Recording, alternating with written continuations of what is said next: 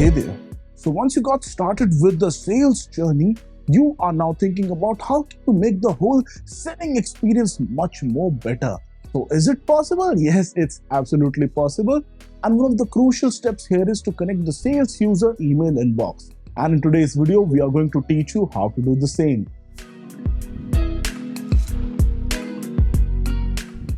Once your sales user has been assigned a seat, now what they need to do is connect their email inbox to their account. How you can do so? By following these simple steps. Firstly, click on Settings on the top right. Now, in the Settings section, on the left hand side, there's the General Preferences. Click there.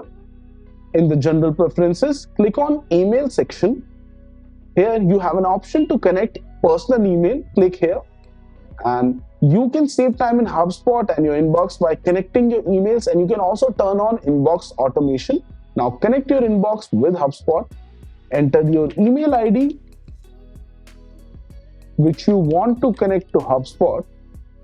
So they will say that your email is hosted by Google, we recommend connecting to Gmail. So the thing is that whichever email provider you are using, HubSpot will be able to auto-detect it in most of the cases. In case you are using some very custom sort of email, then you can choose your email provider yourself by clicking over there. Otherwise, HubSpot will easily connect it on the back end. So we click here on Connect to Gmail button, and they are saying that now you have to just give the permissions. Click on Continue, and now you can continue using your email ID, and HubSpot will get access to your Google account over here. So this was hosted on Google, that's why it's a Google account. Otherwise, it could have been an Outlook account or something else. Click on Allow, and now your account is connected. They will also send a test email from your inbox in order to verify the HubSpot connection. Once everything is done, now you can also download the extension for HubSpot. This will allow you to quickly access your CRM and sales tools directly inside your inbox. Once all of this is done, you can see that here the email ID is written and inbox type is also written. You can remove the email ID from here. You can also disable it or install the extension by clicking on this button. You can also enable or disable inbox automation features.